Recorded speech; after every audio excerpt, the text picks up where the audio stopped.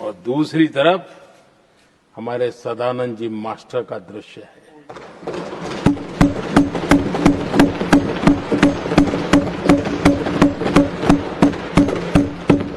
राजनीतिक विद्वेष के कारण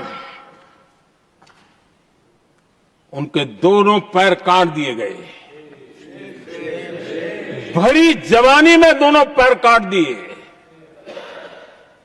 कटे हुए पैर से जिंदगी गुजार रहे हैं, लेकिन संस्कार इतने ऊंचे हैं कि वाणी में भी अपशब्द नहीं निकलता है, बर्तन में भी कटुता नजर नहीं आती।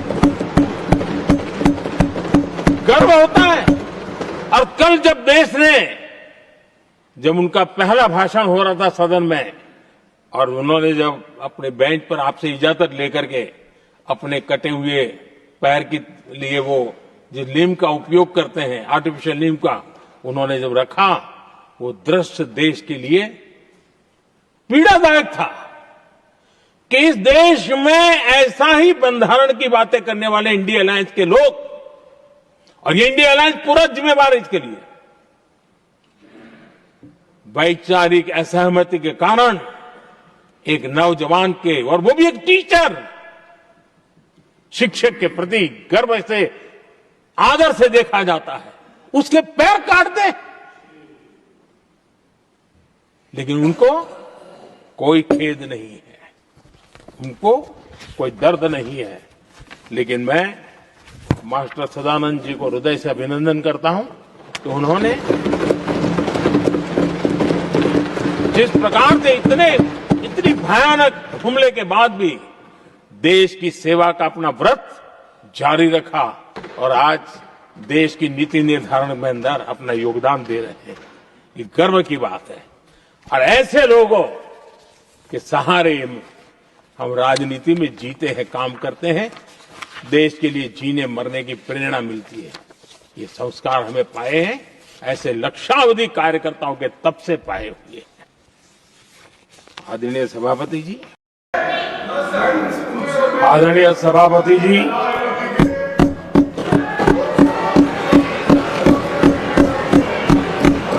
राष्ट्रपति जी के अभिभाषण पर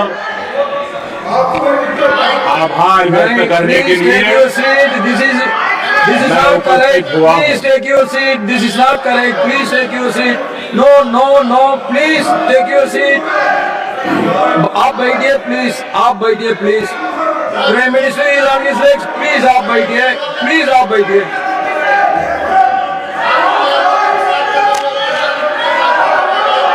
आदरणीय सभापति जी,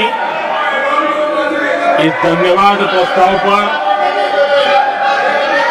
समर्थन के लिए इस सदन में अपनी भावनाओं को व्यक्त करना मैं अपना सौभाग्य मानता हूं। आदरणीय सभापति जी, विकसित भारत की यात्रा में बीते वर्ष देश के तेज प्रगति से विकास के वर्ष रहे हैं। Nothing will go on record except Prime Minister's जीवन के हर क्षेत्र में, समाज के हर वर्ग को उनके जीवन में परिवर्तन का एक कालखंड रहा है। एक सही दिशा में तेज गति से देश आगे बढ़ रहा है। आदरणीय राष्ट्रपति जी ने बहुत ही बढ़िया तरीके से पूरी संवेदनशीलता के साथ उन्होंने This is not correct. इस विषय को Sit to your seat. हम सबके सामने प्रस्तुत किया है। आदरणीय सभापति जी, मेरी एक प्रार्थना है, आदरणीय खड़गे जी की उम्र देखते हुए वो बैठ करके भी नारे बोल सकते हैं तो अच्छा होगा, ताकि उनको कष्ट न हो। पीछे नौजवान बहुत लोग हैं, तो खड़गे जी को आज बैठते बैठते भी When you are speaking, they are listening. You are नारे listening. बोलने की अनुमति दे दीजिए।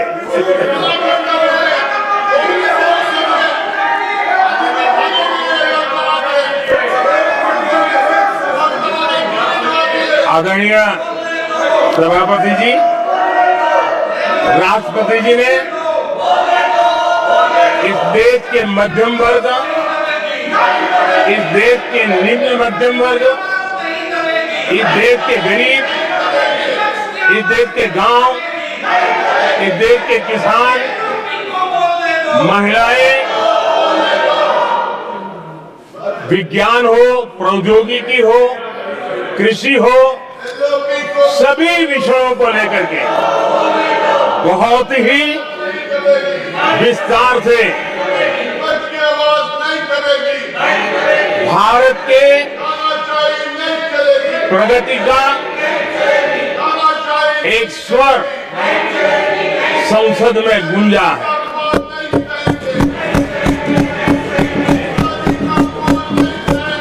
देश के नौजवान भारत के सामर्थ्य को कैसे आगे बढ़ा रहे हैं, इसकी भी विस्तार से चर्चा की है। हर वर्ग के सामर्थ्य को उन्होंने शब्दांकित किया है, और इतना ही नहीं, आदरणीय राष्ट्रपति जी ने भारत के उज्जवल भविष्य के प्रति एक विश्वास व्यक्त किया है। ये अपने आप में हम सब के लिए प्रेरक है। आदरणीय सभापति जी, 21वीं सदी का प्रथम क्वार्टर पूरा हो चुका है, लेकिन ये दूसरा क्वार्टर जैसे पिछली शताब्दी में भारत की आजादी के जंग में दूसरा क्वार्टर बहुत ही निर्णायक बना था। मैं साफ साफ देख रहा हूं कि विकसित भारत के निर्माण की दिशा में ये दूसरा क्वार्टर भी उतना ही सामर्थ्यवान होने वाला है, उतना ही तेज गति से आगे बढ़ने वाला है। और इसलिए आदरणीय सभापति जी, राष्ट्र का हर व्यक्ति ये महसूस कर रहा है कि एक अहम पड़ाव पर हम पहुंच चुके हैं। अब न हमें रुकना है, न हमें पीछे मुड़ करके देखना है, I will not go ahead what you are doing. आगे ही आगे देखना Please है, wait here. I am not एक going to let गति you से चलना down. है। You please wait here. और लक्ष्य को प्राप्त करके ही हमें सांस लेनी है, उस दिशा में हम आगे बढ़ रहे हैं। Nothing will go on without except to the Prime Minister's speech.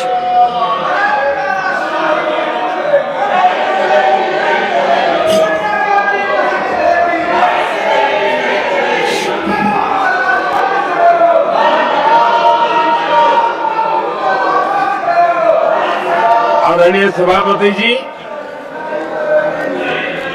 वर्तमान में अगर हम देखें तो भारत के भाग्य के अनेक सुयोग एक साथ हमें नसीब हुए। ये अपने आप में बहुत ही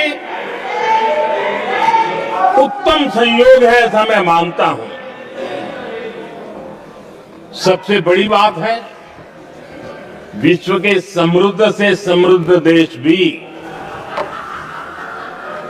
बुजुर्ग होते जा रहे हैं। वहां की आबादी उम्र के उस पड़ाव पर पहुंची है हम जिन्हें बुजुर्ग के रूप में जानते हैं। हमारा देश ऐसा है जो विकास की नई ऊंचाइयां छू रहा है। उसी समय दिनों दिन हमारा देश युवा होता जा रहा है, युवा आबादी वाला देश है। ये अपने आप में एक बहुत अच्छा सुयोग है। आदरणीय सभापति जी, दूसरी तरफ मैं देख रहा हूं जिस प्रकार से विश्व का भारत के प्रति आकर्षण बढ़ा है, और उसमें भी विश्व भारत की टैलेंट का महात्म्य समझ रहा है। हमारे पास आज दुनिया का बहुत ही महत्वपूर्ण टैलेंट पूल है, युवा टैलेंट पूल है, जिसके पास सपने भी हैं, संकल्प भी है, सामर्थ्य भी है। और इसलिए ये दूसरा सुयोग है। शक्ति का आशीर्वाद हमारे साथ है। आदरणीय सभापति जी, भारत आज विश्व में जो चुनौतियां पैदा हो रही है, उन चुनौतियों का समाधान देने वाला एक देश आशा की किरण बना हुआ है, और हम समाधान दे रहे हैं। वैसा ही एक महत्वपूर्ण सुयोग है कि आज मेजर इकोनॉमी में भारत का ग्रोथ बहुत हाई है, और हाई ग्रोथ और लो इन्फ्लेशन ये बहुत ही यूनिक संयोग है, और ये हमारी अर्थव्यवस्था की मजबूती को प्रदर्शित करता है। आदरणीय सभापति जी, हम जिस गति से आगे बढ़ रहे हैं, जब हमें देश की जनता ने सेवा करने का मौका दिया, तब फ्रेजाइल 5 के रूप में ये देश जाना जाता था। जब हमें अवसर मिला, तब देश आजाद हुआ, तब हम दुनिया में 6 नंबर की इकोनॉमी थे। लेकिन इन लोगों ने ऐसा एक हाल करके रखा कि 11 पे पहुंचा दिया। आज हम 3 पर जाने की दिशा में तेज हो रहे हैं।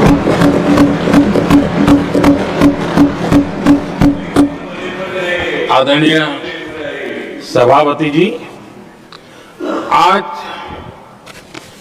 कोई भी सेक्टर देख लीजिए, चाहे साइंस हो, चाहे स्पेस हो, चाहे स्पोर्ट्स हो, हर क्षेत्र में आज भारत एक कॉन्फिडेंस के साथ, आत्मविश्वास से भरा हुआ भारत है।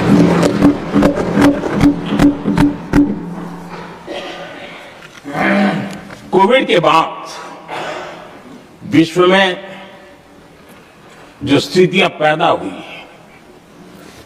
और ऐसी नई नई चीजें जुड़ती गई, आज दुनिया संभल नहीं पा रही है। ऐसे में साफ साफ नजर आ रहा है कि दुनिया एक नए ग्लोबल ऑर्डर की तरफ, नए वर्ल्ड ऑर्डर की तरफ आगे बढ़ रहा है। सेकेंड वर्ल्ड वॉर के बाद एक वर्ल्ड ऑर्डर बना था, अब एक नए वर्ल्ड ऑर्डर की तरफ विश्व बहुत तेजी से आगे बढ़ रहा है। और सबसे बड़ी खुशी की बात है, सारी घटनाओं का और राजनीतिक तरीके से निष्पक्ष भाव से विश्लेषण करेंगे तो झुकाव भारत की तरफ है।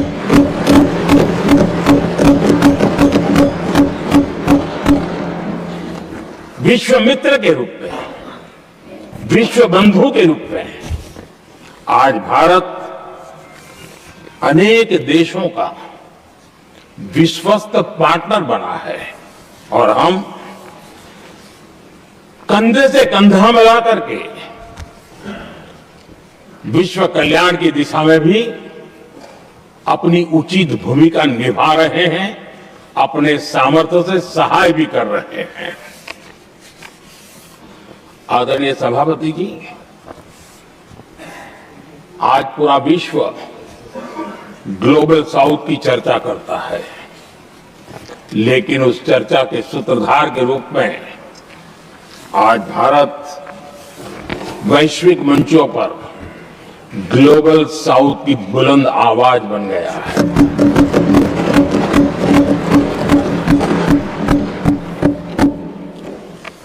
अनेक देशों के साथ आज Bharat future ready trade deals कर रहा है।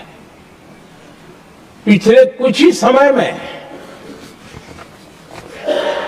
दुनिया के महत्वपूर्ण 9 बड़े देशों के साथ 9 बड़े हमारे ट्रेड डील हुए हैं और उसमें मदर ऑफ ऑल डील एक साथ 27 देशों के साथ, यूरोपियन यूनियन के साथ।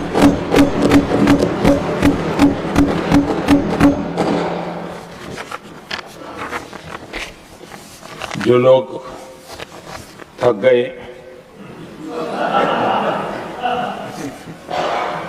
बेचारे चले गए, लेकिन कभी न कभी उनको जवाब देना पड़ेगा कि देश की ऐसी हालत कैसे बना के रखी थी कि दुनिया का कोई देश हमसे डील करने के लिए आगे नहीं आता था। आपने कोशिश की होगी, पीछे पीछे पीछे बहुत चक्कर लगाए होंगे, लेकिन किसी ने आपकी तरफ देखा भी नहीं होगा। क्या स्थिति ऐसे पैदा है? दुनिया के देश ऐसे ही भारत के साथ डील नहीं कर रहे हैं। आदरणीय सभापति जी, इसके पीछे सबसे बड़ी बात डेवलप कंट्रीज एक डेवलपिंग कंट्री के साथ डील करता है ना, वो अपने आप में भी अर्थ जगत के लिए बहुत बड़ा और मेरे लिए नई बात नहीं है।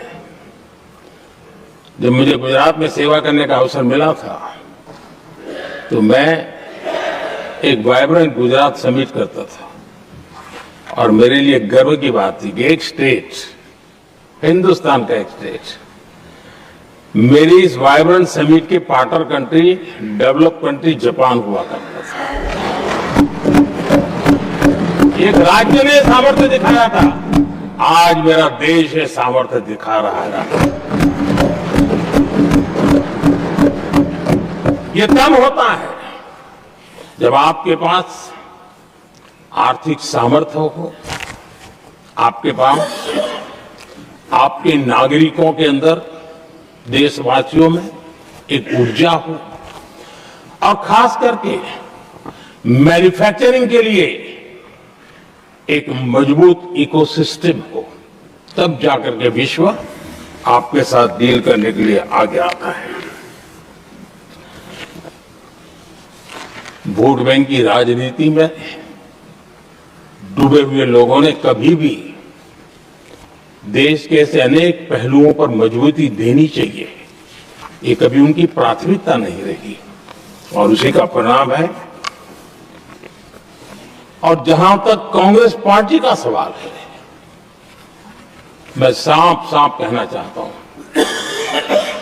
और मेरे शब्दों पे भरोसा नहीं तो मैं देश को, लोगों को कहूं कुछ मत करो, सिर्फ लाल किले से कांग्रेस के प्रधानमंत्रियों के जो भाषण है, सिर्फ उन भाषणों का एनालिसिस कर लो, आपको साफ साफ लगेगा कि न उनके पास कोई सोच थी, न उनके पास कोई विजन था और न ही कोई इच्छा शक्ति थी। और इसका परिणाम है कि देश को इतना भुगतना पड़ा। आदरणीय सभापति जी, मैं कोटि कोटि देशवासियों का आभारी हूं। उन्होंने सेवा करने का अवसर दिया। हमारी काफी शक्ति उनकी गलतियों को ठीक करने में जा रही है। दुनिया के मन में जो उनके समय की छवि है, उस छवि को धोने में मेरी ताकत लगती है। ऐसा बर्बाद करके रखा हुआ था। और इस काम के लिए हमने फ्यूचर रेडी पॉलिसीज पर बल दिया है। और आज आपने देखा होगा, देश नीति के आधार पर चल रहा है, पॉलिसीज के आधार पर चल रहा है। एडवोकेज्म को हमने त्याग कर दिया है और उसके कारण विश्व का विश्वास बनता है। हमने रिफॉर्म, परफॉर्म, ट्रांसफॉर्म के मंत्र को लेकर के आगे बढ़े और आज स्थिति ऐसी है कि देश रिफॉर्म एक्सप्रेस पर सवार हो चुका है।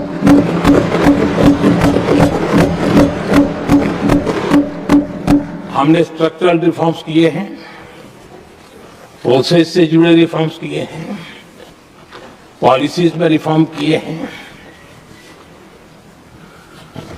हमारा मैन्युफैक्चरिंग सेक्टर, हमारे उद्यमी ये सशक्त हो, भारत की हर चीज का वैल्यू एडिशन हो, उस दिशा में हमने प्रयास किया है। और मैं आज विश्वास के साथ कह सकता हूं, आज भारत विश्व के साथ स्पर्धा करने के लिए पूरी तरह तैयार है।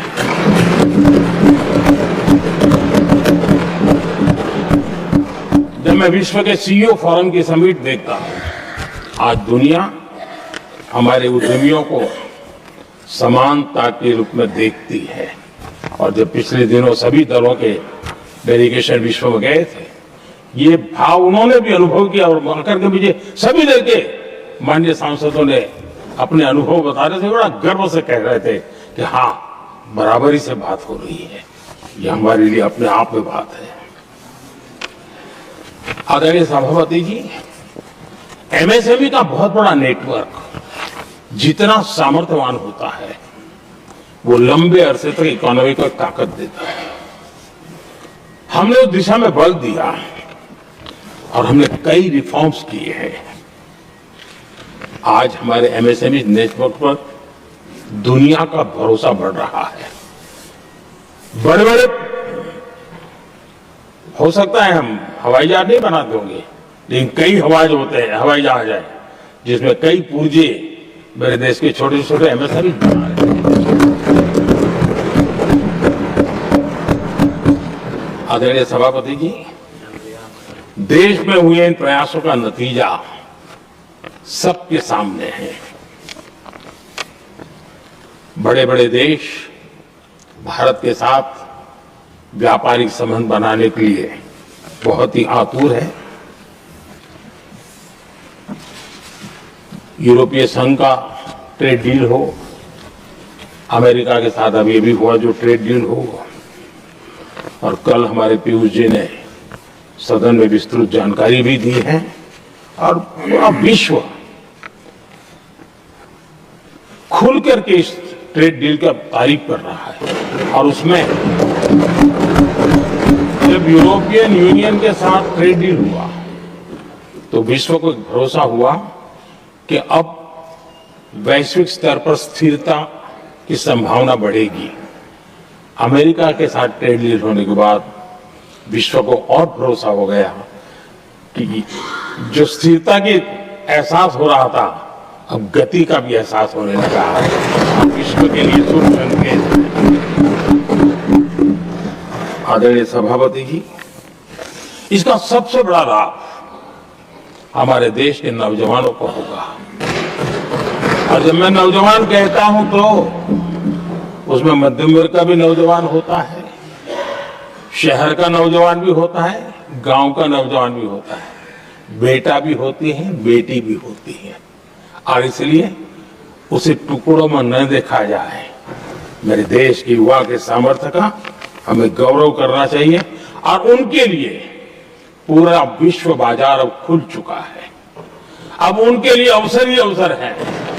और मैं उनको कहता हूं, आइए दोस्तों, मैं आप आपके साथ कंधे से कंधा मिलाकर के खड़ा हूं।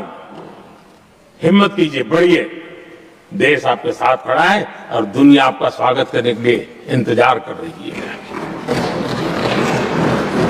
आदरणीय सभापति जी, जिस प्रकार से दुनिया में हमारे युवा प्रोफेशनल्स की मांग बढ़ रही है, इवन केयर गिवर्स की मांग बढ़ रही है, हर कोई मिलता है हमें इस प्रकार के लोग चाहिए। इस प्रकार कुछ लोग तो अपना स्पेशल ऑफिस यहां बना रहे हैं रिक्रूट करने के लिए, योग्य टैलेंट की खोज के लिए। इसका मतलब हुआ कि भारत के प्रोफेशनल्स के लिए भी विश्व में बहुत बड़े अवसर बन रहे हैं। आदरणीय सभापति जी, ये संसद का उच्च सदन ये एक प्रकार से राज्यों का प्रतिनिधित्व करता है और जो चर्चा की बारीकियां मैंने देखी, मेरा मन कहता है कि थोड़ा स्तर इसका ऊपर होना चाहिए था और वहां से तो ज्यादा होना है। वो तो कितने साल तक सरकारों में रहे हैं, वहां से जरा चर्चा का स्तर ऊंचा होना चाहिए था, लेकिन उन्होंने ये मौका भी गंवा दिया। देश उन पर कैसे भरोसा कर सकेगा है। आदरणीय सभापति जी, मैं कल एक माननीय सदस्य को सुन रहा था। यूं तो वो अपने आप को राजा कहलाने में बहुत गर्व करते हैं, लेकिन वे आर्थिक असमानता की चर्चा कर रहे थे। बताइए, जो खुद को राजा माने और वो आर्थिक असमानता की बात करे, तो आपको लगता है कि क्या यही देख रहे कि बाकी रह गए थे क्या? आदरणीय सभापति जी, हमारे टीएमसी के साथियों ने काफी कुछ कहा। जरा खुद को अपने गरेबा में देखें। निर्मम सरकार पतन के जितने भी पैरामीटर्स हैं, उन सब पैरामीटर्स में नए नए रिकॉर्ड बनाते जा रहे हैं और यहां उपदेश दे रहे हैं। क्या हाल करके रखा हुआ है। ऐसी निर्मम सरकार से वहां के लोगों का भविष्य अंधकार के अंदर डूब रहा है, लेकिन इनको कोई परवाह नहीं है। सत्ता सुख के सिवाय कोई आकांक्षा नहीं है और वे यहां उपदेश देते हैं। घुसपैठ, दुनिया का समृद्ध से समृद्ध देश भी अपने यहां गैर कानूनी नागरिकों को बाहर निकाल रहा है। हमारे देश में घुसपैठियों को बचाने के लिए अदालतों को तो प्रेशर पैदा किया जा रहा है। मेरे देश का नौजवान कैसे ऐसे लोगों को माफ करेगा जो घुसपैठियों की वकालत करने के लिए ताकत लगा रहे हैं। और घुसपैठिए मेरे देश के नौजवानों के हक छीन रहे हैं, उनकी रोजी रोटी छीन रहे हैं, आदिवासियों की जमीन छीन रहे हैं। बेटे बेटियों की जिंदगी पर खतरे पैदा हो रहे हैं, लेकिन उनके लिए महिलाओं पर अत्याचार होते रहे। सत्ता नीति के सिवा कुछ करना नहीं और वो यहां पर हमें उपदेश दे रहे हैं। और ऐसे चिंताजनक सभी विषयों पर आंखें मूंद करके बैठे हुए वो लोग हैं। एक हमारे माननीय सदस्य काफी कुछ बोल रहे थे, जिनकी पूरी सरकार शराब में डूब गई है, जिनके शीश महल घर घर में नफरत का कारण बन गए और शायद उनको ब्लैक शब्द ज्यादा पसंद है। हर एक का अपना अपना एक भूतकाल होता है।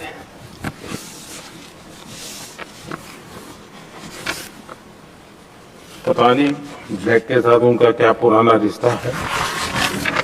आदरणीय सभापति जी, ऐसे सभी साथियों से मैं आज जरूर कहूंगा, तुम कितना दुनिया को धोखा दोगे, तुम कितना दुनिया को धोखा दोगे। आईना देख लिया तो अपनी सच्चाई कहां छिपाओगे?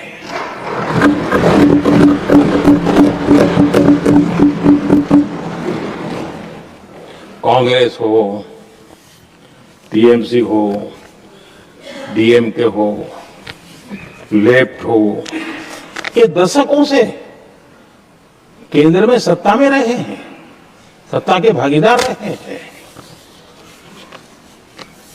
राज्यों में भी उनको सरकारें चलाने का अवसर मिला है, लेकिन उनकी पहचान क्या बनी? आज डील की चर्चा होती है तो गौरव से कहते हैं, तब डील की चर्चा होती थी तो बॉफोर्स डील याद आता था। ये डील होते थे।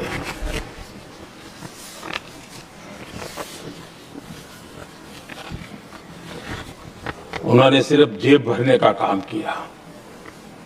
नागरिकों के जीवन में बदलाव आना उनकी प्राथमिकता नहीं थी। आदरणीय सभापति जी, मैं कुछ उदाहरणों के साथ भी बात बताना चाहता हूं क्योंकि यहाँ चर्चा में ये सारे विषय आए हैं और इसलिए मुझे कहना बहुत जरूरी है। अब एक उदाहरण देता हूं मैं बैंकिंग सेक्टर का। बैंकिंग सेक्टर एक प्रकार का अर्थव्यवस्था की ग्रिड होता है। 2014 से पहले फोन बैंकिंग का कालखंड था। नेता के फोन जाते थे और उसके आधार पर करोड़ों रुपया दे दिए जाते थे और गरीबों को तो बैंकों में दुत्कार मिलती थी, नफरत होती थी। देश की 50% से ज्यादा आबादी बैंक के दरवाजे तक नहीं देख पाई थी।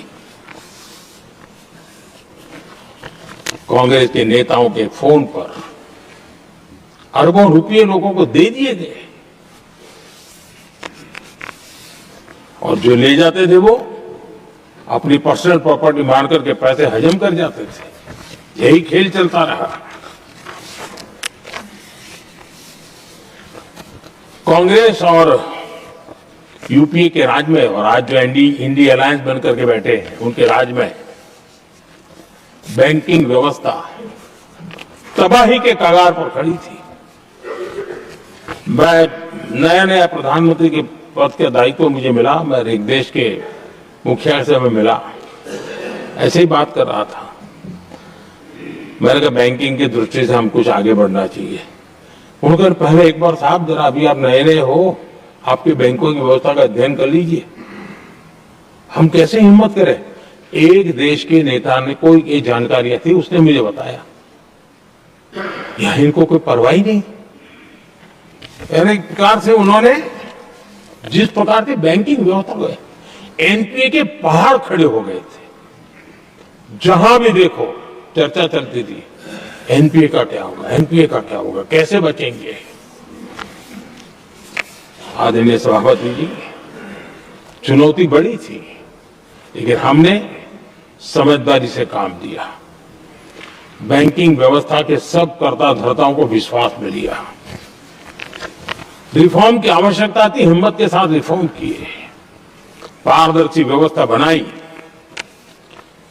ढेर सारे बैंकिंग रिफॉर्म्स हुए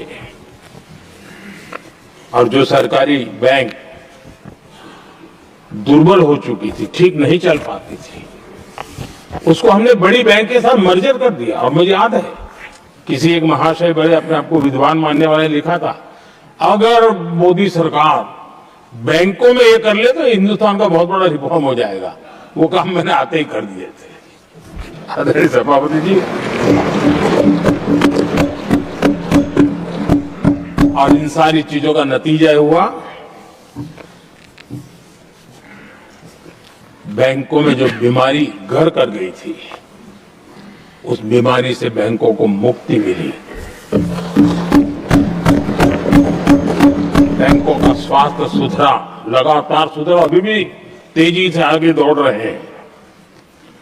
और बैंकिंग का जब स्वास्थ्य सुधरा तो लेन देन का कारोबार भी उनका बढ़ा, लोगों को पैसे मिलने लगे, सामान्य व्यक्ति को पैसे मिले, ऐसे ऐसे गरीब लोगों को लोन मिले।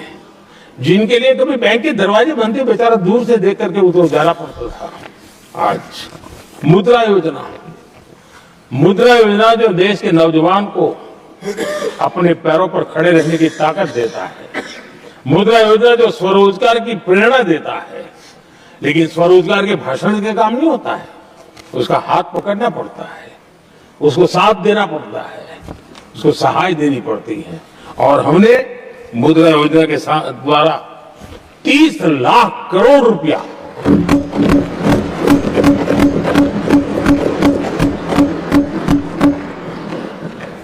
30 लाख करोड़ रुपए से ज्यादा लोन मुद्रा योजना के माध्यम से और बिना गारंटी देश के नौजवानों के हाथ में दिया और उन्होंने अपने कारोबार को आगे बढ़ाया। और गर्व की बात है, उसमें बहुत बड़ी मात्रा में माताएं बहनें भी हकदार बनी, लाभार्थी।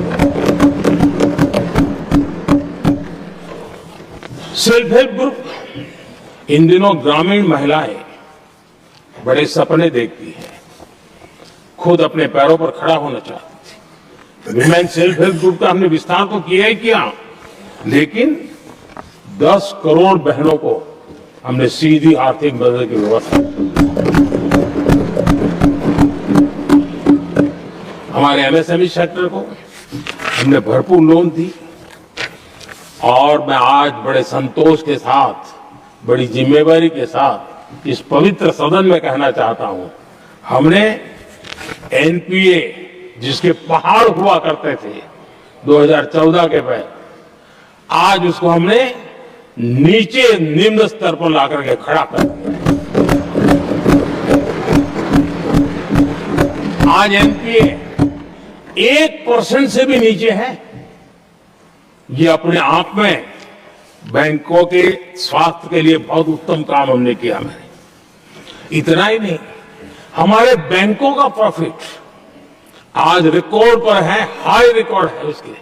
ये अपने आप में देश की अर्थव्यवस्था को ताकत देने के लिए, बैंकिंग व्यवस्था मजबूत होती है तो बाकी अर्थव्यवस्था को भी मजबूती मिलती है। उस काम को कहेगा आदरणीय सभापति जी। मैं एक और उदाहरण देना चाहता हूं।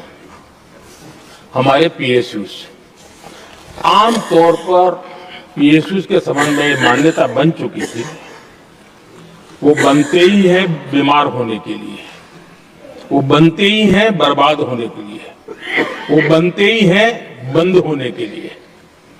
हमने इस पूरी मानसिकता को हकीकतों के आधार पर बदलने में सफलता प्राप्त की है। और ये लोग पीएसयूज को लेकर के कितनी गलत बातें फैलाते थे। अर्बन नक्सल की तरह ऐसे पीएसयूज के दरवाजे के बाहर मजदूरों की मीटिंग करके भड़काने का पाप करते थे, गुमराह करने का काम करते थे। इन्होंने LIC, state bank of India और भी एचएएल, ऐसे हर एक को बड़ा भला बुरा और इतना भद्दे तरीके से, जब उनकी सरकार थी तब तो ये इन चीजों को संभाल नहीं पाते थे, उसको कुछ कर भी नहीं पाते थे। आदरणीय सभापति जी, हमने इसमें भी हिम्मत दिखाई। हमने पीएसयूज के संबंध में भी रिफॉर्म्स किए, रिफॉर्म्स की एक लगातार परंपरा चलाई। आज एलआईसी बेस्ट तरीके से होते हैं, पूरे कार्यकाल में अपना एलआईसी का जन्म होगा तब उत्तम से उत्तम परफॉर्मेंस का कालखंड उनका गुजर रहा है। जिन पीएसयूज को कांग्रेस के नेता ताले लगवाने की कगार पर पहुंच चुका था और उसी पर अपनी राजनीतिक रोटी सेकने का प्रयास भी किया गया था, आज हमारे पीएसयूज रिकॉर्ड प्रॉफिट पर हैं।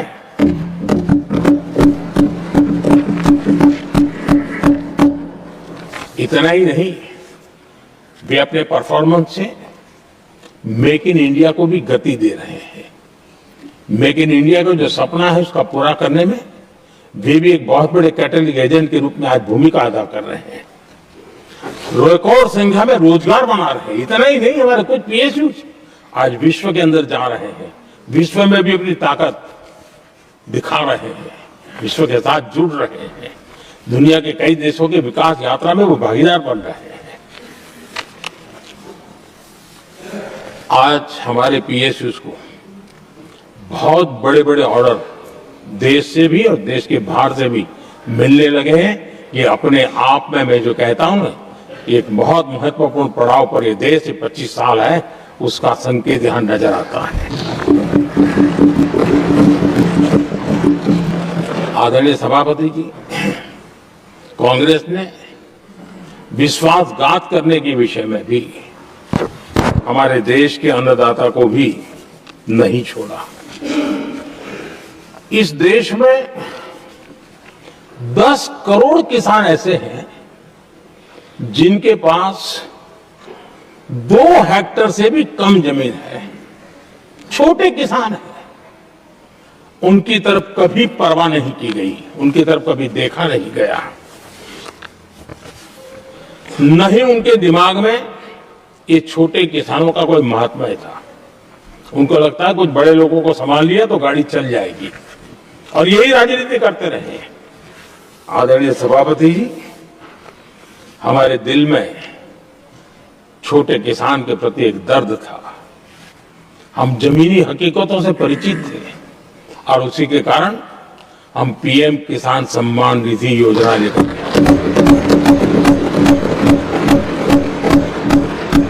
और आप इतने कम समय में हमारे इन छोटे किसानों के खाते में 4 लाख करोड़ रुपया हमने दिया है।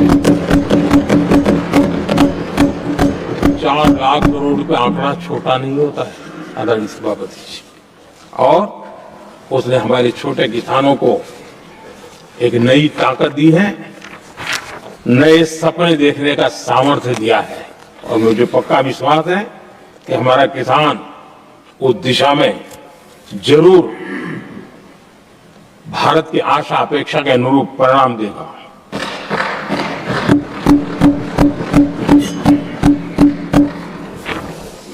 आदरणीय सभापति जी,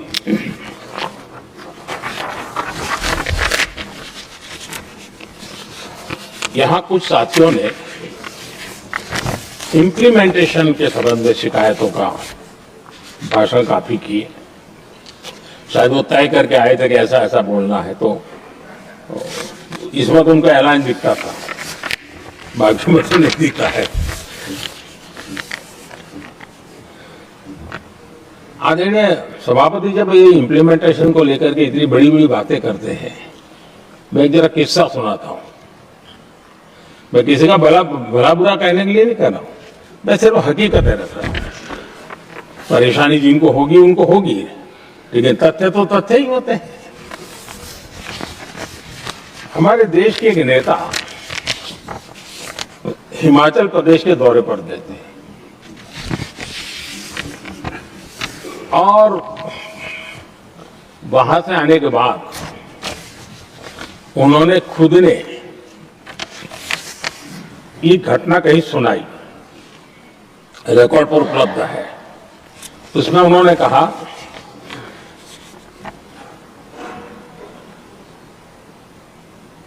उस नेता ने क्या कहा, मैं उन्हीं के शब्द पढ़ रहा हूं।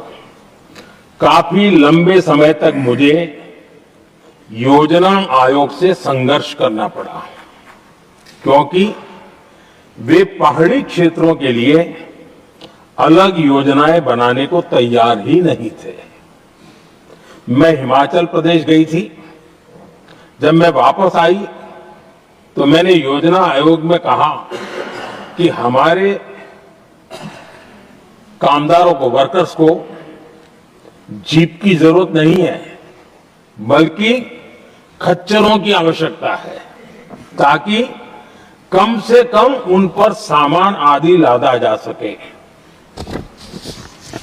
आगे उन्होंने कहा, लेकिन मुझे बताया गया हम पैसा तो जीप के लिए ही देंगे, क्योंकि खच्चरों के लिए पैसे देने की पॉलिसी नहीं है। इसी भाषण में आगे वो कहती हैं, अब वहां सड़कें ही नहीं थी। उनका कहने का कारण यह था कि हिमाचल में जहां वो गई और सड़कें ही नहीं थी। अब वहां सड़कें ही नहीं थी तो फिर उस पर जीप का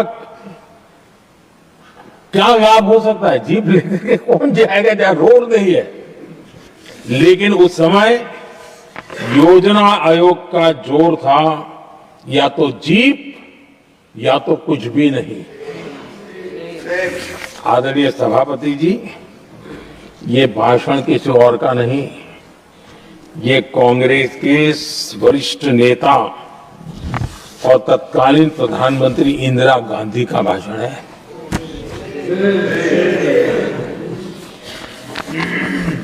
कांग्रेस के लंबे शासनकाल में यही कार्यशैली रही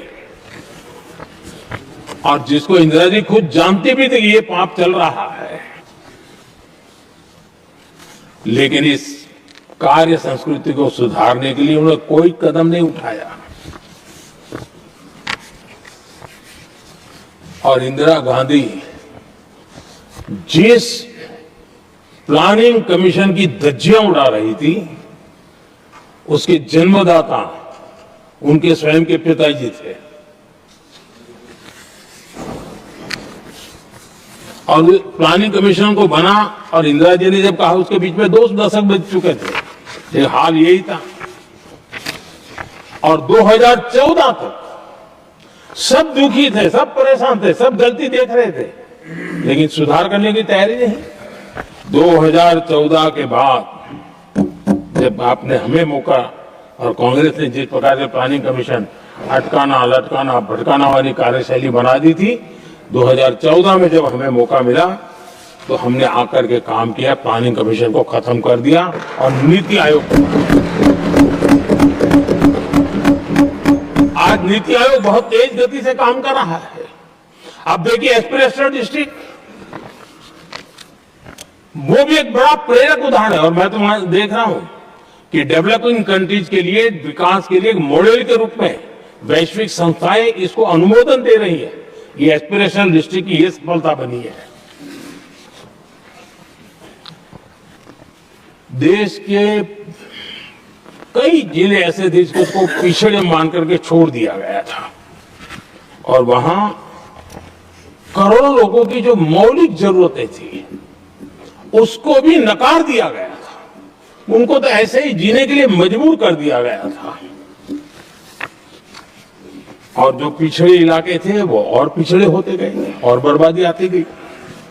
और हालत तो सरकार में ऐसी थी कि जब किसी को पनिशमेंट ट्रांसफर करनी होती थी, पनिशमेंट पोस्टिंग देना होता तो ऐसे ही जिलों में भेजा जाता था ताकि और खराब करे वो। ये हाल बन गया था, ये वर्कल्चर बन गया था। हमने इस स्थिति को बदला। सबसे पहला आग्रह है, यंग होनहार अफसरों को लगाया जाएगा और पूरा 3 साल का मौका उसको दिया जाए काम करने का। एक के बाद अब एक निर्णय किए और आज देखिए किसी समय छत्तीसगढ़ का हमारा बस्तर एस्पिरेशनल डिस्ट्रिक्ट में था, आज वो बस्तर पूरे देश में बस्तर ओलंपिक के नाम से चर्चा में है।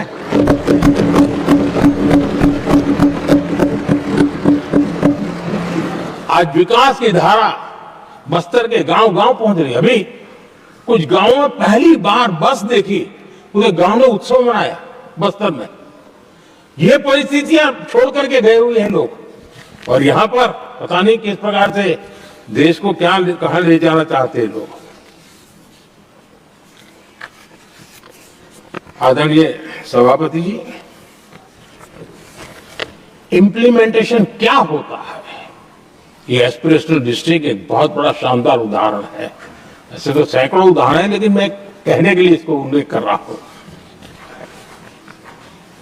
कांग्रेस के हमारे साथियों को ये जो बदलाव आ रहा है उसमें इम्प्लीमेंटेशन नजर नहीं आ रहा है और उनका तो एक ही वो प्लानिंग कमीशन वाला मॉडल है, जीप और खच्चर वाला मॉडल, यही वो लोग जानते हैं, उससे आगे कुछ नहीं जानते। और ये इम्प्लीमेंटेशन कैसे करते हैं, मेरा जन्म नहीं हुआ था उसके पहले सरदार वल्लभ भाई पटेल ने नर्मदा नदी पर बांध बांधने की कल्पना की। विषय तो पक्का हो गया, सरदार साहब नहीं रहे, खैर नेहरू जी ने शिलान्यास किया। अब इंप्लीमेंटेशन देखिए इनको। मेरा जन्म नहीं हुआ था जब इसकी कल्पना की गई थी, और प्रधानमंत्री बनने के बाद मैंने उसका उद्घाटन किया, ये हाल है।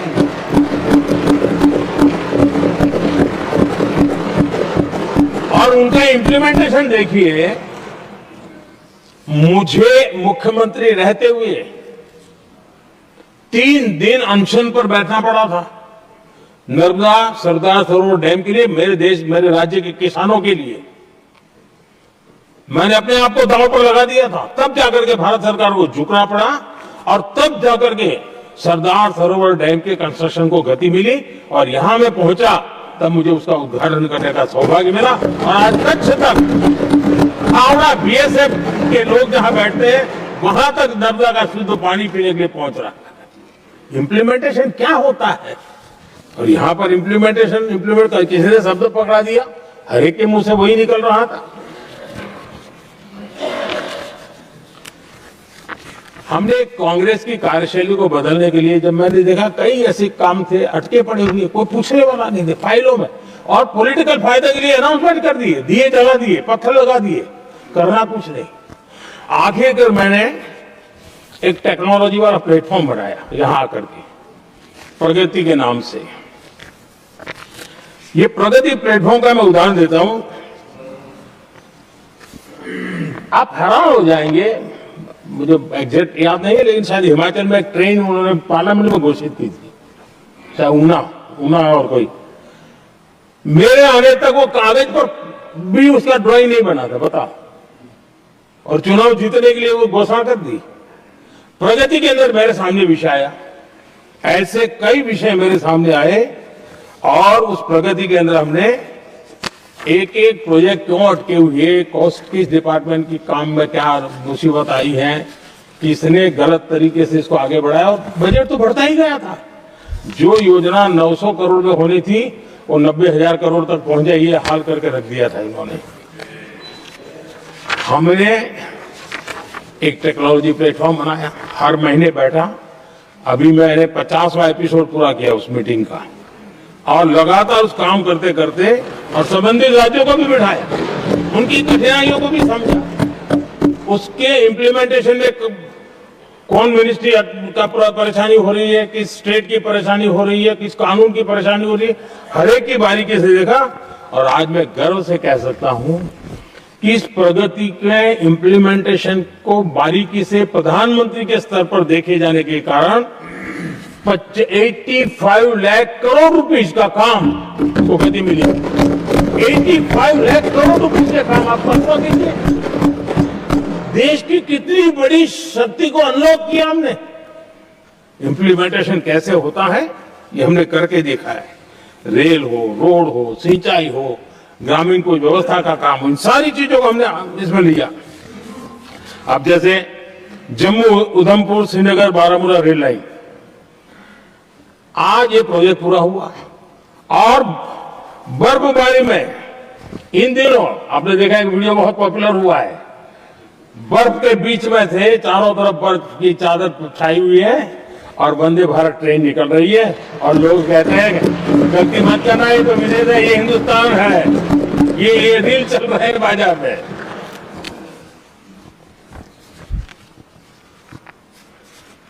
लेकिन 3 दशक तक यही प्रोजेक्ट लटका हुआ था। 3 दशक, 30 साल आप कल्पना कर सकते, 2 पीढ़ी आगे बढ़ जाए, ये यही के अटके पड़े थे। हमारी सरकार ने इसको पूरा किया।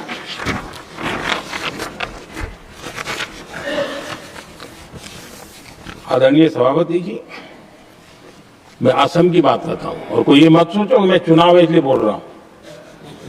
इनके पाप है इसलिए मुझे कहना पड़ रहा है। कांग्रेस सिर्फ इमेजिन करती है और इंप्लीमेंट करने का उनको कोई लेना देना ही नहीं होता है।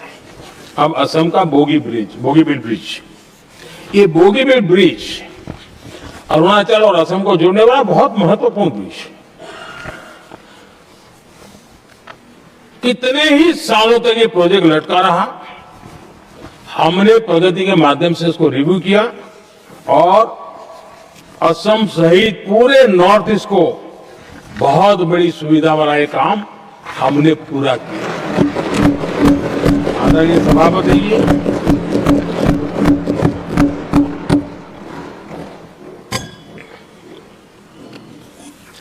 इम्प्लीमेंटेशन की बातें जब करते हैं तो एक बार हमारे पास तो तथ्यों के साथ चीजें हैं कि हमने चीजों को समय पर पूरा करने की दिशा में आगे बढ़े। और इन दिनों तो जो काम कर रहे हैं समय से पहले हो रहा है। हमने पूरी दुनिया को कहा था कि हम 2030 तक यहां पहुंचेंगे सोलार में।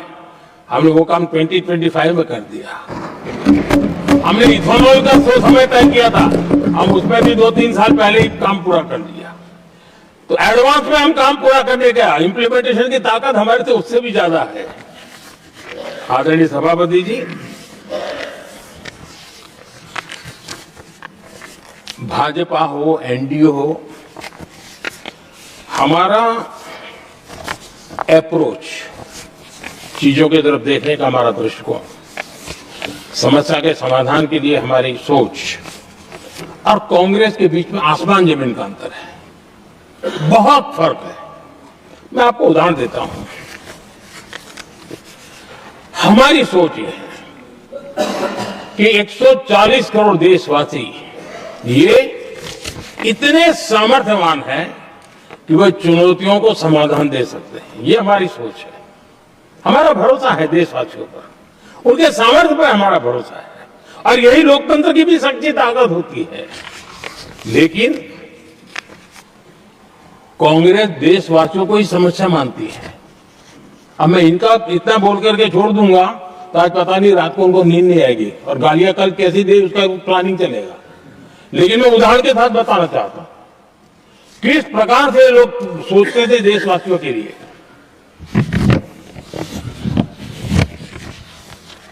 देश के लोगों के बारे में नेहरू जी और इंदिरा जी की सोच क्या थी, मैं उसके विषय में बताना चाहता हूं।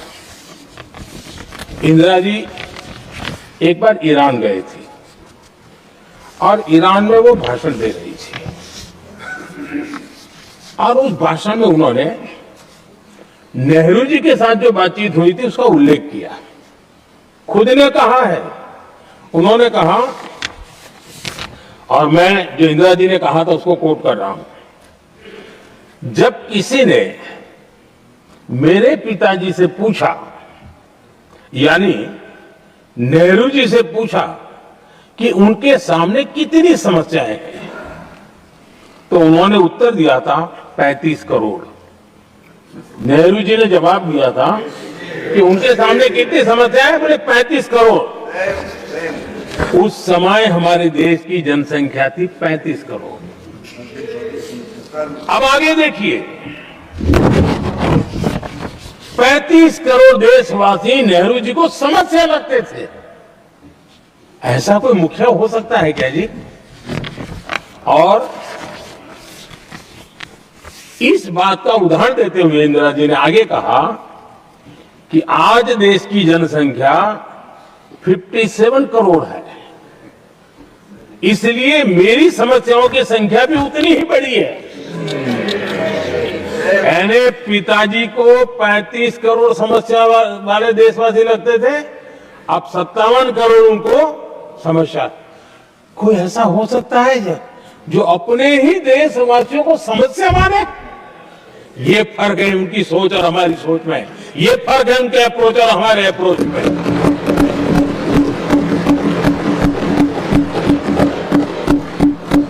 नेहरू जी हो या इंदिरा जी हो या पूरी कांग्रेसी बिरादरी हो, ये लोग भारत के लोगों को समस्या मानते हैं। आदरणीय सभापति जी, मेरे कई कोटेशन मिलेंगे।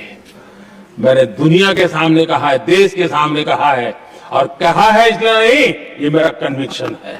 अरे चुनौतियां कितनी ही क्यों ना हो, 140 करोड़ समाधान हमारे पास है।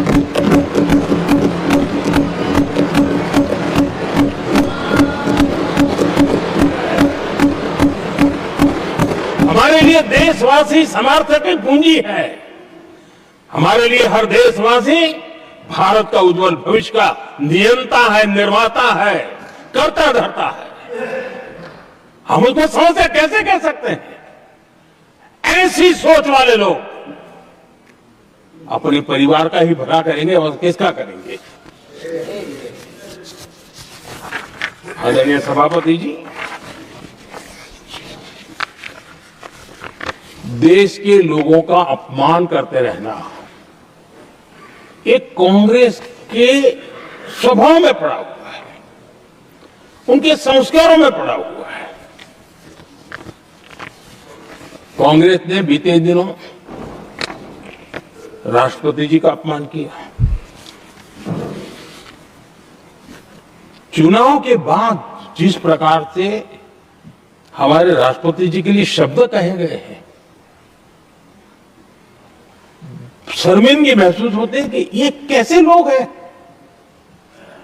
भारत के राष्ट्रपति के लिए क्या बोल रहे हैं लोग?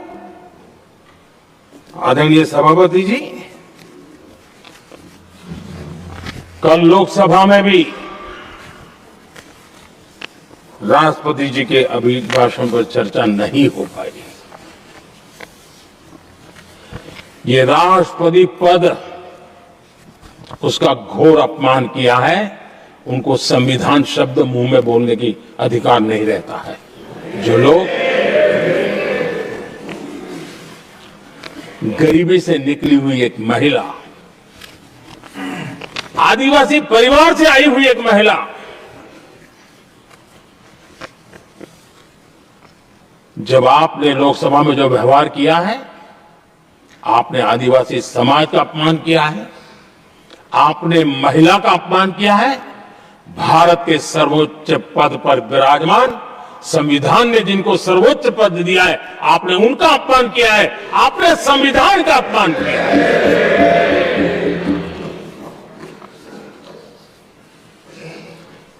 आदरणीय सभापति जी, उनको कुछ भी लगता हो,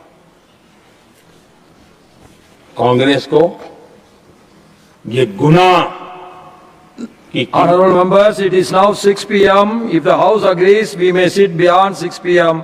till disposal of the motion of thanks and the presidential address. Do I have the leave of the House to extend the sitting beyond 6 p.m.? Thank you. आदरणीय सभापति जी, समय बढ़ाने के लिए मैं आपका और सदन का बहुत आभार व्यक्त करता हूं।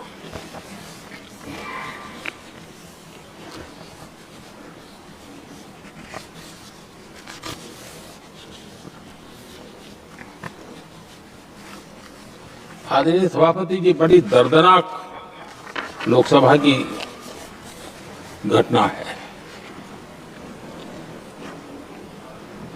और शायद हताशा, निराशा तो हम समझ सकते हैं, लेकिन इसके लिए देश के पवित्र लोकतंत्र के मंदिर को ही इस रूप में कर देना, और उस समय चेयर पर असम के ही हमारे एक माननीय सांसद बैठे थे और उस समय कागज फेंके गए, टेबल पर चढ़ दिया गया। क्या ये नॉर्थ ईस्ट का अपमान नहीं है? क्या असम के नागरिकों का अपमान नहीं है?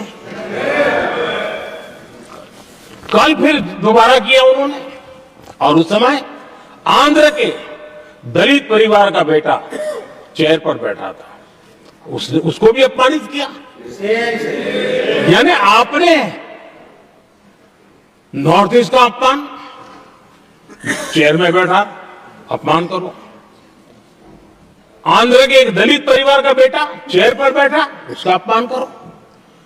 सदन ने इनको काम दिया हुआ है, सबने मिलकर के काम दिया हुआ है, लेकिन वो दलित समाज चाहते हैं, इसलिए आप अपमान करते हो।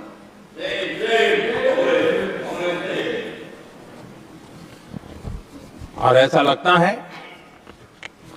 कांग्रेस के लोगों को असम की जनता के प्रति बड़ी नफरत है। उनको लगता है कि उसकी जनता ने उनका साथ छोड़ दिया, मतलब उनके दुश्मन हो गए। क्या कभी लोकतंत्र में ऐसे सोचते हैं क्या? मुझे तो तब बहुत पीड़ा हुई थी जब भारत रत्न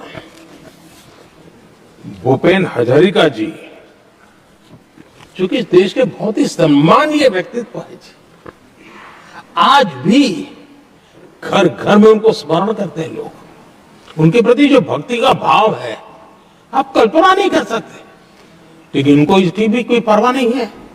और जिस प्रकार से, और हमारा सौभाग्य था कि हमने भूपेन हजारिका जी के देश के लिए जो उनका योगदान था, नॉर्थ ईस्ट जैसे इलाके से पूरे देश को अपने वाणी से, अपने विचारों से, अपनी अभिव्यक्ति से बांध के रखा था। हमने भारत रत्न देने का निर्णय किया, इस पर भी इनको ऐतराज। और मैं तो हैरान हूं, खड़गे जी अगर होते तो मैं उनके हाजिर में कहता ही है।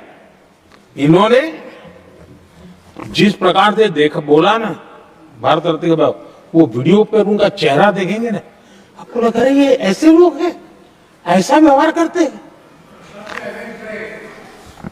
और ये कहा, अरे ये तो सिंगर थे। मैं समझता हूं कि एक किसी का भी अपमान करने में कभी भी पीछे नहीं रहते हैं। उन्होंने भूपेन हजारिका जी को भारत रत्न दिया, उसका भी विरोध किया। ये पूरे असम का विरोध है, पूरे देश के कला प्रेमियों का विरोध है। और मुझे पक्का विश्वास है असम कभी भी इस अपमान को भूलने वाला नहीं है।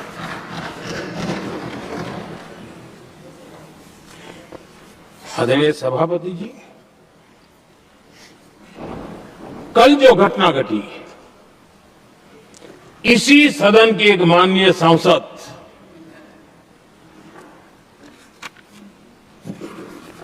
कांग्रेस के शातिर दिमाग जिनका है, ऐसे एक युवराज ने उनको गद्दार कह दिया। अहंकार कितनी सातवें आसमान पर पहुंच चुका है इनका। और कांग्रेस को छोड़कर के कितने ही लोग निकले हैं, कांग्रेस के कितने टुकड़े हुए हैं, कई लोग दूसरे दलों में गए हैं, लेकिन औरों को तो किसी को गद्दार नहीं कहा उन्होंने। लेकिन कल सांसद को गद्दार इसलिए कहा क्योंकि वो सिख थे। ये सिखों का अपमान था, ये गुरुओं का अपमान था। और कांग्रेस के अंदर जो कूट कूट करके सिखों के प्रति नफरत भरी पड़ी है ना, उसका वो अभिव्यक्ति थी। और इसी सदन के माननीय सांसद है वो, और उनको जरा भी दर्द नहीं, वरना आज खड़े होकर के कह सकते थे कि कल जो हुआ इसी सांसद की गरिमा के अनुरूप नहीं था, हमें खेद है। एक शब्द तो बोल लेते, लेकिन सिखों के प्रति उनके मन में जो नफरत भरी पड़ी है, और इसी के कारण उन्होंने कल, और जिसका परिवार देश के लिए शहादत देने वाला परिवार के वो सदस्य है, उन्होंने अपने राजनीतिक विचारों में परिवर्तन किया, इसलिए गद्दार हो गए। और ये गद्दार शब्द छोटा नहीं है। मेरे देशवासी को कोई गद्दार कहे, ये कैसे देश सहन करेगा? और वो भी एक सिख है इसलिए गद्दार कहना बहुत दुर्भाग्य की बात है। और ऐसे लोग कांग्रेस को नहीं डुबाएंगे तो क्या करेंगे?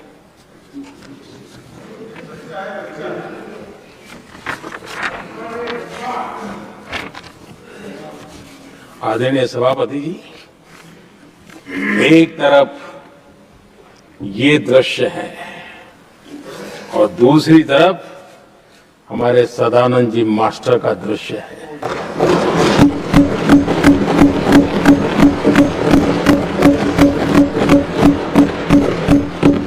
राजनीतिक विद्वेष के कारण उनके दोनों पैर काट दिए गए। भरी जवानी में दोनों पैर काट दिए। कटे हुए पैर से जिंदगी गुजार रहे हैं, लेकिन संस्कार इतने ऊंचे हैं कि वाणी में भी अपशब्द नहीं निकलता है, बर्तन में भी कटुता नजर नहीं आता। गर्व होता है। और कल जब उनका पहला भाषण हो रहा था सदन में, और उन्होंने जब अपने बेंच पर आपसे इजाजत लेकर के अपने कटे हुए पैर के लिए वो जो लीम का उपयोग करते हैं, आर्टिफिशियल लीम का, उन्होंने जब रखा, वो दृश्य देश के लिए पीड़ादायक था कि इस देश में ऐसा ही बंधारण की बातें करने वाले इंडिया अलायंस के लोग, और ये इंडिया अलायंस पूरा जिम्मेवार इसके लिए, वैचारिक असहमति के कारण एक नौजवान के, और वो भी एक टीचर, शिक्षक के प्रति गर्व से, आदर से देखा जाता है, उसके पैर काट दे, लेकिन उनको कोई खेद नहीं है, उनको कोई दर्द नहीं है। लेकिन मैं मास्टर सदानंद जी को हृदय से अभिनंदन करता हूं कि उन्होंने जिस प्रकार से इतनी भयानक हमले के बाद भी देश की सेवा का अपना व्रत जारी रखा, और आज देश की नीति निर्धारण में अंदर अपना योगदान दे रहे हैं। ये गर्व की बात है, और ऐसे लोगों के सहारे हम राजनीति में जीते हैं, काम करते हैं, देश के लिए जीने मरने की प्रेरणा मिलती है। ये संस्कार हमें पाए हैं, ऐसे लक्षावधि कार्यकर्ताओं के तब से पाए हुए हैं। आदरणीय सभापति जी,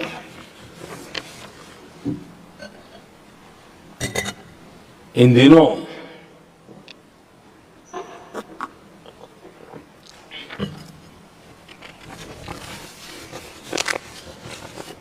और वैसे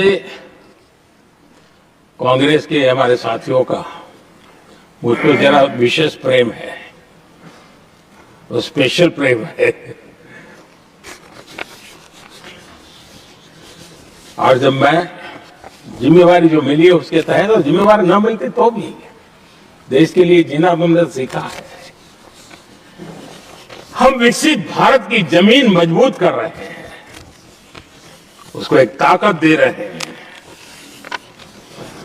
एक तरफ देश के युवाओं के लिए मजबूत जमीन तैयार कर रहा हूं, तो कांग्रेस मोदी की कब्र खोदने के कार्यक्रम करवा रही है। और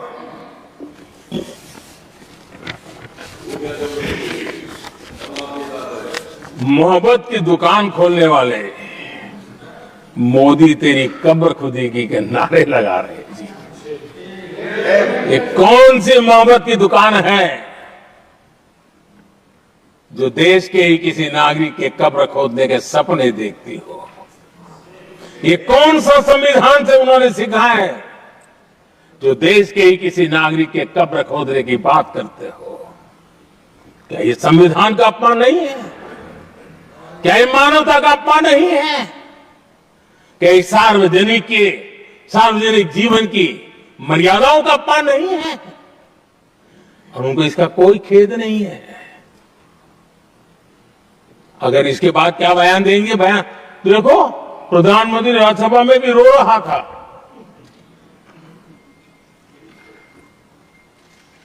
किस प्रकार के संस्कार और वृत्तियों से पले बड़े लोग हैं ये। आदरणीय सभापति जी, मेरे लिए कोई अनुभव मेरा बहुत पुराना है। 2002 से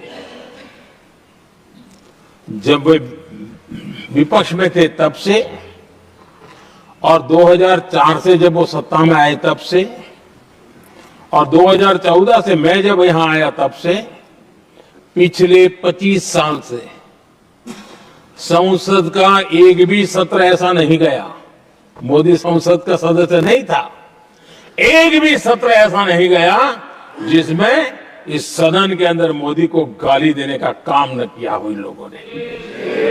25 साल और मुझे किसी ने पूछा था, मोदी जी आपके स्वास्थ्य का क्या राज है? मैंने कहा मैं डेली 2 किलो गाली खाता हूं।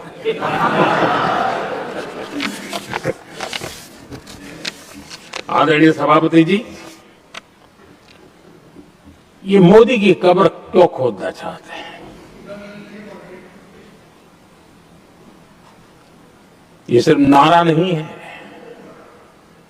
ये इनके भीतर पड़ी हुई नफरत का प्रतिबिंब है, इसकी अभिव्यक्ति है। और वो इसलिए है, हमने 370 की दीवार गिरा दी, इसलिए वो मोदी की कब्र खोदना चाहते हैं। हमने नॉर्थ ईस्ट में बम, बंदूक और आतंक का जो छाया बना रहता था, नॉर्थ ईस्ट में शांति और विकास का राह अपनाई, इसलिए वो मोदी की कब्र खोदने पर सोच रहे हैं। पाकिस्तानी आतंकियों को घर में घुस करके जवाब देते हैं, इसलिए मोदी की कब्र खोदने की बात करते हैं। ऑपरेशन सिंदूर करते हैं, इसकी उनको परेशानी होती है और इसलिए वो मोदी की कब्र खोदते हैं। माओवादी आतंक से देश को मुक्ति दिलाने के लिए साहसपूर्ण कदम उठा रहे हैं, इसलिए मोदी की कब्र खोदनी है आपको। हमने, नेहरू जी ने देश के साथ बहुत बड़ा अन्याय किया था, सिंधु जल समझौता करके। उस सिंधु जल समझौते को हमने एबेंस में डाल दिया, क्या इसलिए आप मोदी की कब्र खोदने के नारे लगा रहे हो? आदरणीय सभापति जी, कांग्रेस की परेशानी कुछ और है। ये पचा नहीं पा रहे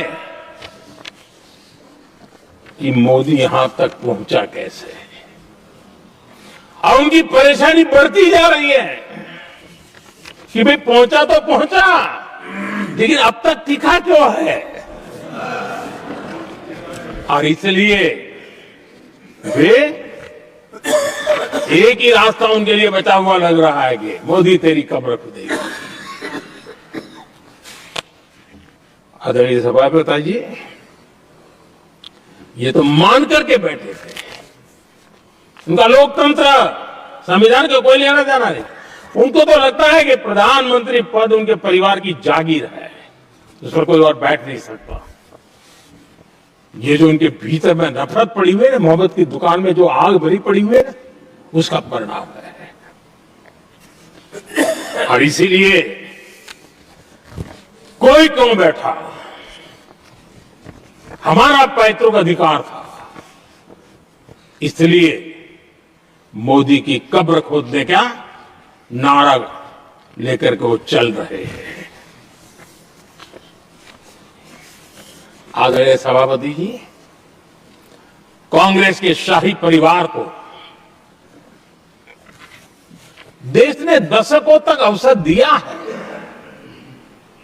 ऐसा नहीं है। देश ने आपके लिए भी अपना भविष्य दांव पे लगाया था, लेकिन आपने गरीबी हटाओ के नारे लगाए, गुमराह किया। लाल किले पर से कांग्रेस के एक भी प्रधानमंत्री के भाषण में गरीबी हटाने की बात ना आई हो, ऐसा नहीं हुआ है। लेकिन किसी भी प्रधानमंत्री ने गरीबी हटाने के लिए क्या किया, वो एक बार भी नहीं आया। वो नारे से अधिक कुछ नहीं था उनका। और मोदी ने रास्ता अपनाया गरीब को एम्पावर करने का, गरीब को सशक्त करने का। और मेरे देश के गरीबों को मैं सलाम करता हूं, उन्होंने देश की योजनाओं को समझा, स्वीकारा और अपने सामर्थ्य को बढ़ाने के लिए प्रयास किया। मैं देश के गरीबों का गौरवगान करता हूं कि हमारी नीतियों पर भरोसा करके, हमारी नीयत पर भरोसा करके उन्होंने भी अपने आप को खपाने के लिए कोई कमी नहीं रखी और 25 करोड़ मेरे गरीब परिवार के भाइयों ने गरीबी को परास्त किया और खुद गरीबी से बाहर आए हैं। मैं उनको सलाम करता हूं। मेरे 25 करोड़ देशवासी जो निराशा में पड़े हुए थे, दूर एक आशा की किरण दिखाई दी, उठ खड़े हुए और आज हमारे साथ चल पड़े। आदरणीय सभापति जी, 2014 के पहले इम्प्लीमेंटेशन की बातें करते थे। हमारे यहां सैकड़ों लोग रेलवे क्रॉसिंग पर मरते थे। स्कूल की बस रेलवे क्रॉसिंग से जा रही है, 20-20, 25-25 स्कूल के बच्चे मरने की खबरें आती हैं।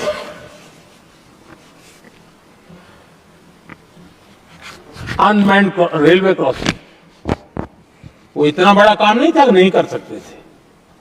ये काम भी मुझे करना हुआ और हमने सारे अनमैन्ड क्रॉसिंग बंद कर दिए, लाखों लोगों की जिंदगी बचा ली। इसलिए ये मोदी की कब्र खोदना चाहते हैं। आदरणीय सभापति जी, 2014 से पहले इस देश में 18,000 गांव ऐसे थे जिनको बिजली का मतलब पता नहीं था। बिजली का कोई तार होता है, कोई बल्ब होता है, कोई लट्टू जलता हुआ उसमें उजाला निकलता, पता नहीं था उनको। 18,000 गांव 2014 के बाद जब आपने हमें दायित्व देशवासियों ने दिया, उन 18,000 गांव जिन्होंने कभी बिजली का मुंह तक नहीं देखा था, बिजली का शब्द भी कान पे नहीं सुना था, उन गांवों में उजाला पहुंचाया। इसलिए इनको मोदी की कब्र खोदने के सिवाय अब कोई रास्ता नहीं दिख रहा है। आदरणीय सभापति जी, वो भी एक वक्त था जब देश में बार बार खबरें आती थी, मीडिया में हेडलाइन हुआ करती थी, सरहद की स्थिति के संबंध में बयान आते थे। गोला बारूद नहीं है, बुलेट प्रूफ जैकेट नहीं है, बर्फ के बीच खड़ा है, बर्फ में खड़े रहने के लिए जो जूते चाहिए जूते तक नहीं उसके पास। ये खबरें आती थी। हमने देश के जवानों के लिए खजाने खोल दिए। देश के जवानों को जो चाहिए वो देने की पड़ी। और इसलिए वो चाहते कि अब तो कोई रास्ता बचा नहीं है, बस कब्र खुदेगी मोदी की। यही एक रास्ता उनके लिए बचा है। आदरणीय सभापति जी, एक बार उत्तर प्रदेश के वर्तमान मुख्यमंत्री जी ने सदन में भाषण करते करते वो रो पड़े थे। दिमागी बुखार के कारण बच्चे, अनगिनत बच्चे मर रहे थे। इनको कभी सूझा नहीं इस दिमागी बुखार से मुक्ति दिलाई जा सकती है। आदरणीय सभापति जी, आंख की बीमारी ट्रकोमा, लोग परेशान होते थे, आंखें चली जाती थी और विज्ञान प्रगति कर चुका था, हो सकता था, वो नहीं कर सकते थे। हमने दिमागी बुखार से भी मुक्ति दिलाई और हमने ट्रकोमा से भी देश की बचाई। यही सफलताएं हैं, यही संवेदनशीलता है। समाज के लिए जीने मरने का यही संकल्प है। पल पल, तिल तिल समाज के लिए बिताना, घिसना, झलना, वो उनको परेशान कर रहा है। तब जाकर के मोदी तेरी कब्र खुदेगी। ये मंत्र लेकर के चल रहे हैं, ये सपने देख करके चल रहे हैं और बातें लोकतंत्र की करते हैं। मोहम्मद की दुकान के साइन बोर्ड लगाते हैं। क्या सार्वजनिक जीवन में ऐसी नफरत होती है? आदरणीय सभापति जी, इनकी सरकार रिमोट से चलती थी, मेरी सरकार भी रिमोट से चलती है। 140 करोड़ देशवासी मेरा रिमोट है।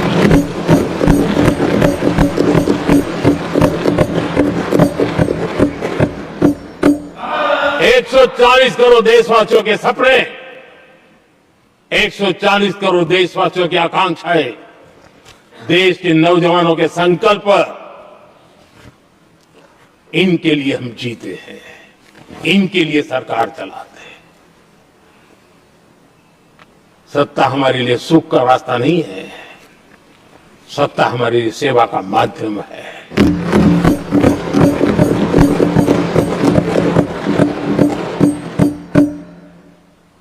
मुद्रा योजना लाखों करोड़ों की मदद करी, स्वरोजगार को बल दिया।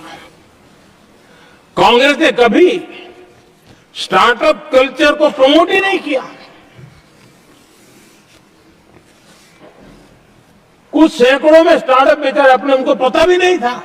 और इनका तो हाल ये है आदरणीय सभापति जी, अपने घर के स्टार्टअप को भी वो लिफ्ट नहीं कर पा रहे।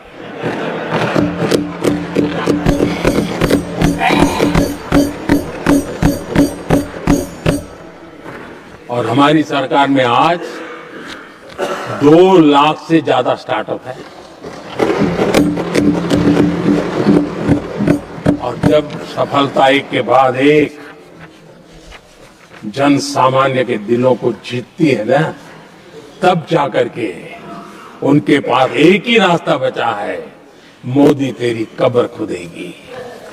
लेकिन उस हमारा याद कीजिए, बीएसएनएल को लेकर के चुटकुले चलते थे, कार्टून बनते थे। आज स्वदेशी 4G स्टैक हमने खड़ा कर दिया।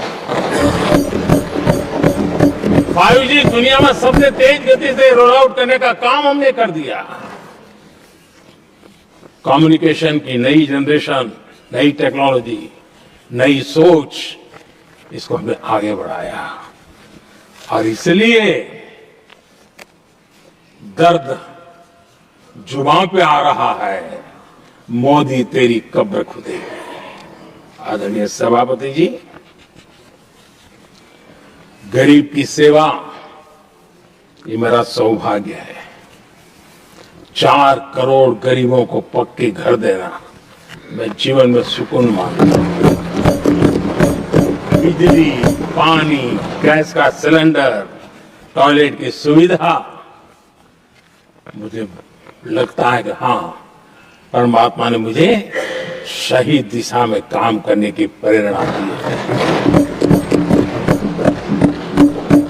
पहली बार गांव की महिला गर्व से कह रही है, हाँ मैं लखपति दीदी बनी हूं। तो दूसरी कह रही है, इस साल तक मैं लखपति दीदी बन जाऊंगी। जो बन गई है उनको जब पूछता हूं, नहीं बोले साहब अब तो करोड़पति के लिए सोच रहे हैं। ये जो मिजाज बदला है, जो आत्मविश्वास बढ़ा है, और ऐसे देश के कोटि कोटि जनों के आशीर्वाद जिस इंसान पर हो, कोटि कोटि माताओं बहनों का जिस पर रक्षा कवच हो, नारे कितने ही लगा लो, कब्र तुम नहीं खोद पाओगे। ये देश की शक्ति, आशीर्वाद रूपी कवच, माताओं बहनों का मेरे प्रति जो भाव रहा है, जिस श्रद्धा भाव से मैंने माताओं बहनों की सेवा करने का काम किया है, जिनको कोई पूछता नहीं था, उसको मोदी पूजाता है। यही कारण है, और ये आशीर्वाद ही है जो इनको चूमते हैं। और इसलिए कब्र खोदना चाहते हैं। आदरणीय सभापति जी, चोरी करना जिनका पुश्तैनी धंधा है, जिन्होंने एक गुजराती की सरनेम भी चुरा ली,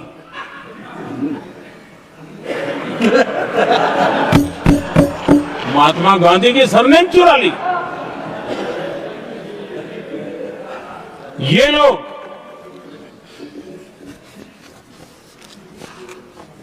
और देश की जनता इतनी समझदार कि ऐसी पटक देती है, ऐसी पटक देती है लोगों को। आदरणीय सभापति जी, हम एक विकसित भारत का सपना लेकर के चले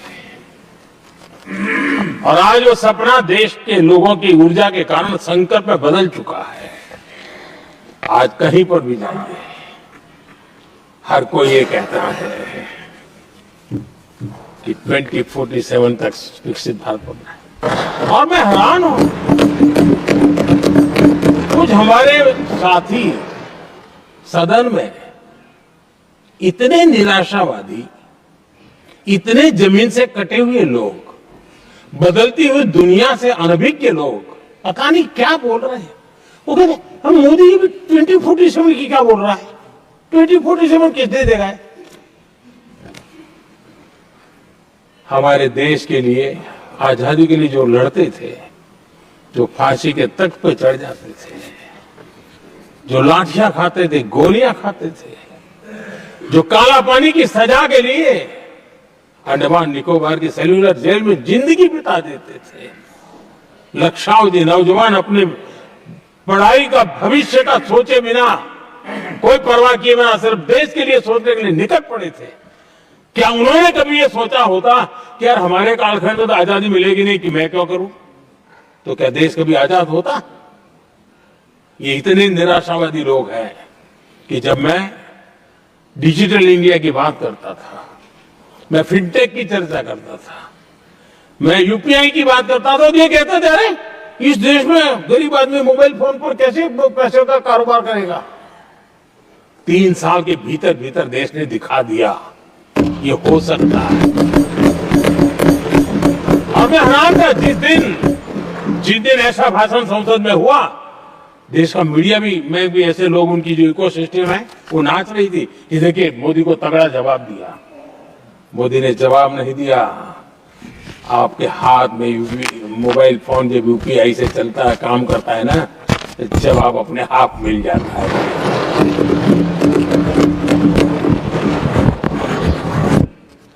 आदरणीय सभापति जी, कांग्रेस के समय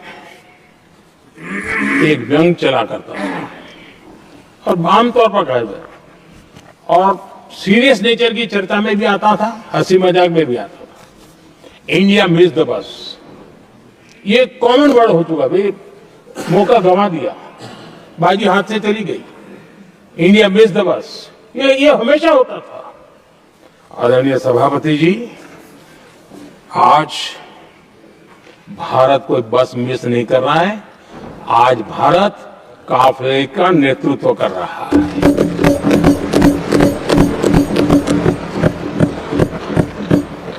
आदरणीय सभापति जी, देश का भविष्य उज्जवल बनाना है, वर्तमान भी उज्जवल बनाने के लिए अविरत कार्य करना होता है। हम विकसित भारत के सपने के लाइट में 5 वर्ष की योजना बनाते हैं और हर वर्ष का बजट बनाते हैं और हम दिशा तय करके चलते हैं हम, क्योंकि हमारे लिए अगला चुनावी लक्ष्य नहीं होता है, हमारा लक्ष्य है 2047 विकसित। अरे चुनाव तो आएंगे जाएंगे, मेरा देश अजरा अमर रहने वाला है और हम देश की युवा पीढ़ी के हाथ में समृद्ध हिंदुस्तान देने का सपना लेकर के चले। जिन बच्चे जो आज घर में बालक है ना, उनको भी मैं देख करके कर सोचता हूं मैं इसके हाथ में ऐसा हिंदुस्तान देकर के जाऊं ताकि हमें अपने काम का संतोष हो। 2047 क्यों, 2047 क्यों, ये बातें करते हैं।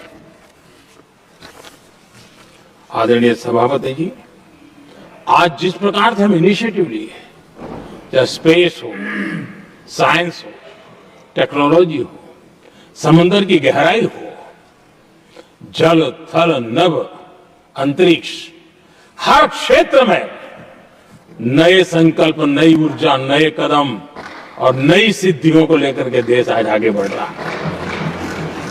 हम ग्रीन हाइड्रोजन पर काम कर रहे हैं, हम आने वाले युग को समझ पा रहे हैं। हम क्वांटम कंप्यूटिंग की बात कर रहे हैं, हम एआई मिशन को लेकर के चल रहे हैं और आज दुनिया मानने लगी है कि एआई मिशन भारत बहुत कुछ दुनिया को दे सकता है। ये विश्वास आज दुनिया में बना है। आज दुनिया में क्रिटिकल मिनरल, रेयर अर्थ राजनीतिक हथियार बन गया है। हम उस पर फोकस कर रहे हैं ताकि कभी भारत को किसी के पास हाथ फैलाने की नौबत ना आ जाए। आदरणीय सभापति जी, ऐसे तो अनगिनत प्रोजेक्ट हैं जिसमें विदेश का इन्वेस्टमेंट आना ही आना है, क्योंकि अब हर किसी को अपना भविष्य भारत की भूमि में नजर आ रहा है। हर किसी को अपना भविष्य भारत की टैलेंट के भरोसे नजर आ रहा है।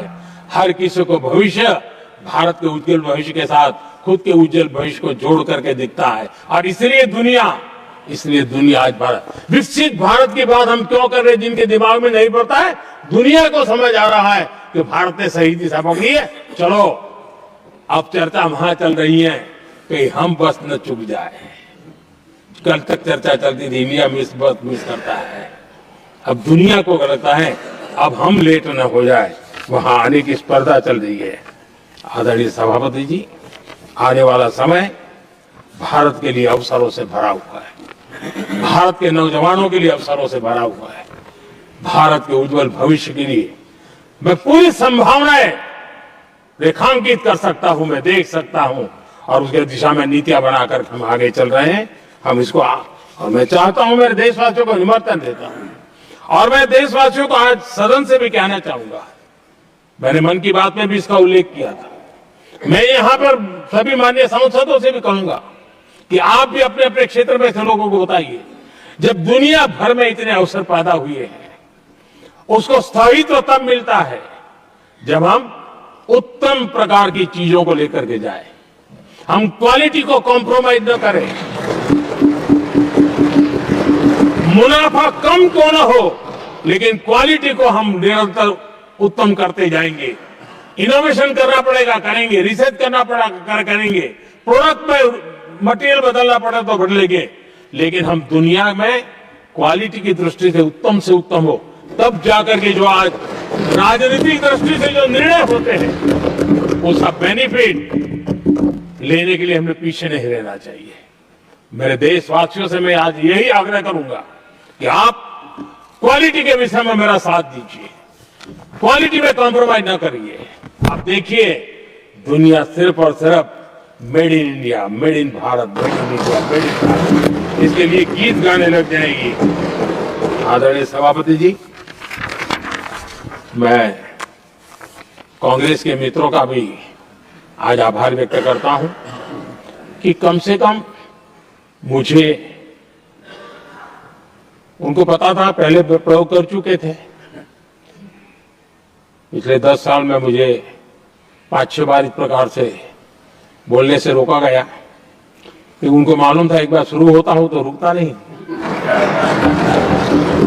और मैंने कहा था एक बार एक अकेला, तो अब अनुभव से सीख गए कि इसमें कोई दाल गलने वाली नहीं है, तो समझदारी से काम लिया और ऐसी समझ उनको निरंतर मिलती रहे, ये भी मैं प्रार्थना करता रहूंगा। आदरणीय सभापति जी, मैं राष्ट्रपति जी के उद्बोधन में योगदान देने वाले सभी सांसदों का भी आभार व्यक्त करता हूं। जो भी उत्तम विचार यहाँ प्राप्त हुए हैं, उत्तम विचार देश की प्रगति में जरूर काम आएंगे, ऐसा मैं विश्वास देता हूं। और आदरणीय राष्ट्रपति जी का इस संबोधन के लिए मैं हृदय से आभार व्यक्त करते हुए मेरी वाणी को विराम देता हूं। बहुत बहुत धन्यवाद।